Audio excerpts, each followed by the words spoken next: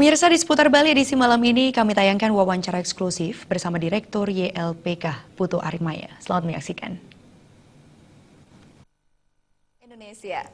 Halo pemirsa Bali TV, bagaimana kabar Anda? Senang sekali kembali saya Rai Setiawati menemani Anda dalam program wawancara eksklusif. Edisi kali ini di wawancara eksklusif kita akan membahas topik terkait penanganan pengaduan konsumen bersama YLPK Provinsi Bali. Dan di sebelah saya juga sudah hadir narasumber kita, yaitu Bapak Putu Arimaya sekaligus selaku Ketua YLPK Provinsi Bali. Om Swastiastu Bapak. Om Swastiastu. Punapi Gatra Bapak. Gatra becik. Gatra becik, ya. Baik Bapak, di kesempatan kita untuk kali ini Pak, kita akan membahas terkait bagaimana sejauh ini penanganan pengaduan konsumen bersama YLPK Pak. Ya. Nah, sejauh ini Pak, bagaimana peran YLPK Bali dalam memberikan perlindungan terhadap konsumen Pak? Ya. Baik, jadi kami dari YLPK atau Yayasan Lembaga Perlindungan Konsumen Bali, yaitu memberikan perlindungan itu di Bali kurang lebih hampir 11 tahun ya. Kami banyak memberikan edukasi kepada masyarakat konsumen dalam bentuk edukasi, sosialisasi juga. Nah, sosialisasi pun juga banyak kita sampaikan ya. Baik juga ke peran ke generasi muda.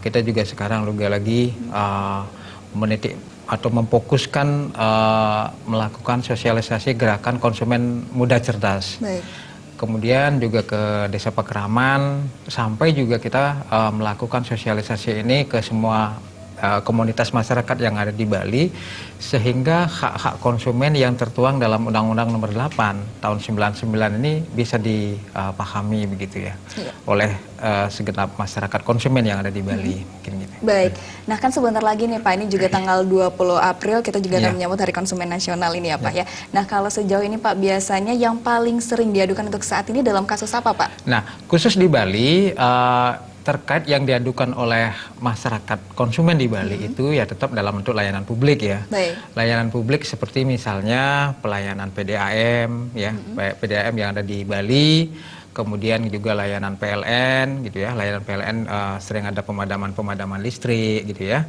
Nah, kalau khusus untuk layanan PDAM itu banyak konsumen yang tidak mendapatkan aliran air begitu ya. Nah, begitu juga dengan layanan publik yang lain, termasuk juga jasa pendidikan, kemudian layanan kesehatan di rumah sakit, kemudian layanan BPJS, dan masih banyak lagi yang diadukan oleh masyarakat. Nah, kemudian yang akhir-akhir ini juga dikeluhkan oleh masyarakat adalah terkait masalah layanan yang ada di SPBU, kemudian layanan di supermarket ketika dia membeli barang ya, membeli barang-barang yang ada di supermarket karena terjadinya perbedaan harga, maupun juga produk-produk yang ada dijual itu juga banyak yang istilahnya sudah expired masih dijual. Begitu. Baik, nah ini berbicara mengenai tentang harga juga Pak ya, menyinggung mengenai tentang harga menjelang Hari Raya, sebentar lagi ini sudah Hari Raya Kuningan Pak. Biasanya yang sering dipermasalahkan oleh konsumen ini adalah melonjaknya harga terus naik di menjelang Hari Raya. Nah, kalau sejauh ini bagaimana peran YLPK untuk mengatasi ini Pak? Nah, kalau misalnya harga sih sebenarnya itu sudah menjadi patokan yang dibuat oleh pemerintah ya. Nah, memang kita sih tidak akan bisa mengatur masalah harga itu, tetapi harapan kami dari Yayasan Lembaga Konsumen ini kan selalu bekerja sama dengan stakeholder yang ada, bisa bekerja sama juga dengan pemerintah, agar bagaimana melonjaknya harga-harga itu bisa diatasi atau diminimalkan gitu ya. Mungkin dengan cara pengawasan barang, atau membuat juga sekarang harga-harga yang harga-harga sembako gitu ya, yang sudah dilakukan oleh beberapa dinas instansi dengan harga murah. Nah, hal-hal inilah yang paling tidak ketika harga-harga sudah melonjak seperti itu, mau tidak mau masyarakat konsumen juga bisa mendapatkan harga-harga yang katakanlah lebih murah ya kan gitu ya. Nah, bisa begitu juga peran dari pemerintah juga kita dorong. Sekarang kan ada tim pengendalian inflasi itu misalnya. Nah, bagaimana peran-peran inilah yang bisa meminimalkan harga-harga yang katakanlah yang setiap menjelang Hari Raya itu melonjak dia. Nah, dengan kondisi seperti itu, harapan kita dari masyarakat konsumen lah mendapatkan harga-harga yang lebih ringan gitu. Baik, seharusnya seperti itu ya Pak ya. Nah, selain itu juga Pak, ada lagi nih Pak permasalahan konsumen. Nah, selain mengenai tentang masalah harga, yaitu juga mengenai tentang pewarna makanan yang sebaiknya tidak dijadikan untuk pewarna makanan seperti rodamin itu Pak. Nah, kalau sejauh ini bagaimana upaya untuk pengawasannya ini Pak? Nah, Kami sebenarnya untuk melakukan pengawasan terkait masalah produk makanan misalnya, nah terkait masalah pewarna misalnya salah satu, kami bekerja sama dengan salah satu instansi yaitu namanya Badan POM ya, Badan POM yang ada di Bali itu Balai POM. Kita juga sudah bekerja sama, termasuk juga memberikan edukasi atau consumer education kepada masyarakat yang ada di Bali agar tidak menggunakan pewarna-pewarna makanan yang terbuat dari tekstil atau yang seperti rhodamine B itu misalnya. Nah, kita memberikan sosialisasi, kemudian edukasi juga agar masyarakat di Bali itu, terutama juga kepada pedagang, agar menjual produk-produk makanan itu tidak menggunakan pewarna-pewarna yang katakanlah itu yang tidak diperbolehkan. Karena banyak di Bali pewarna-pewarna itu banyak yang mengandung rhodamine B seperti misalnya muruh atau kesumbe, itu banyak dijual jajah begine. Kalau di Bali itu, nah itu juga waktu hasil penelitian atau hasil pengujian gitu ya yang dilakukan oleh Balai POM itu masih ada beberapa di Bali ditemukan mengandung rhodamine B seperti itu.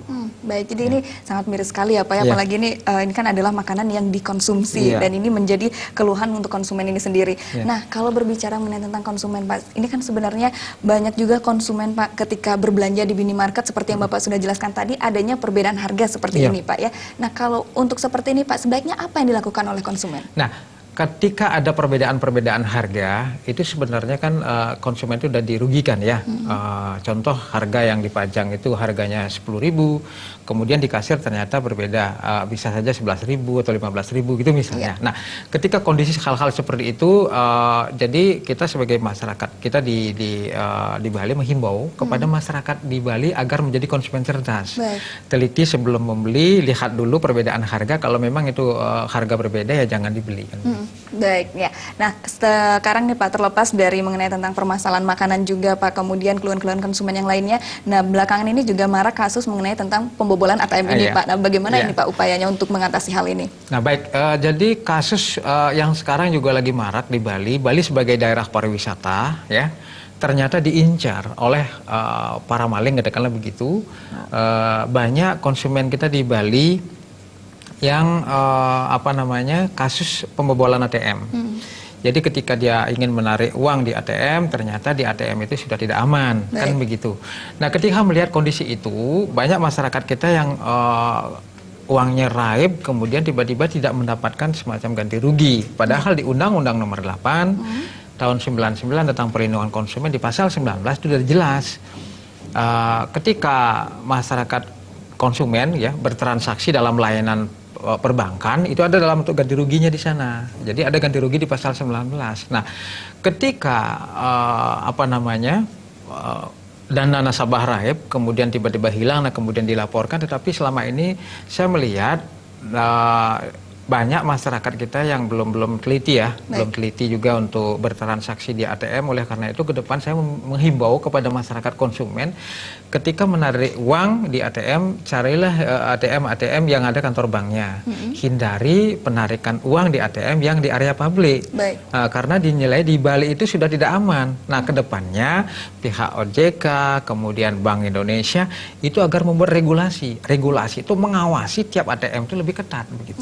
Iya, baik. Nah, karena seperti yang kita juga saksikan sekarang ya Pak, ya, ini banyak sekali dan sering sekali bermunculan mengenai tentang kasus-kasus seperti ini. Nah, kalau untuk kedepannya Pak, bagaimana terkait mengenai tentang sosialisasi dan himbauannya juga kepada masyarakat untuk menghindari hal-hal seperti ini Pak? Ya, kami tidak akan berhenti untuk melakukan sosialisasi yang terkait dengan Undang-Undang Nomor 8 tahun 99 yang terkait masalah barang dan jasa, baik itu pada kelompok masyarakat, kelompok Banjar di Bali, maupun juga gerakan konsumen muda cerdas ke sekolah, ke kampus, kemanapun, kami akan melakukan sosialisasi itu sehingga hak-hak konsumen itu mereka pahami, mereka ketahui.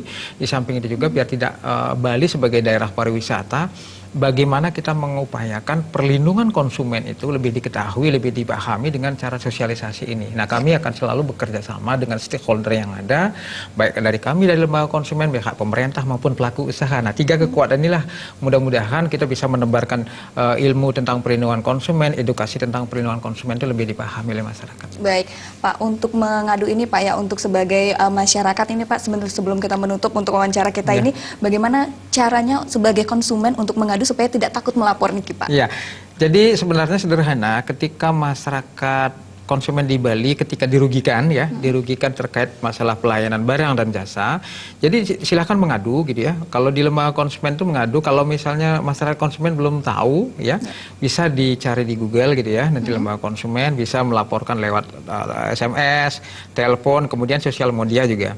Sosial media juga bisa, kemudian lewat telepon, atau bisa juga datang langsung ke gitu ya. Nanti kalau tidak tahu, kan kami juga sudah sudah menyediakan ruang itu bisa didapatkan di media sosial gitu ya. Alamatnya juga sudah tertera seperti itu. Iya, baik. Terima kasih Pak Putu untuk semua informasinya dan sampai berjumpa kembali. Baik pemirsa Bali TV, demikianlah wawancara eksklusif kita untuk edisi kali ini. Terima kasih sudah menyaksikan program kami.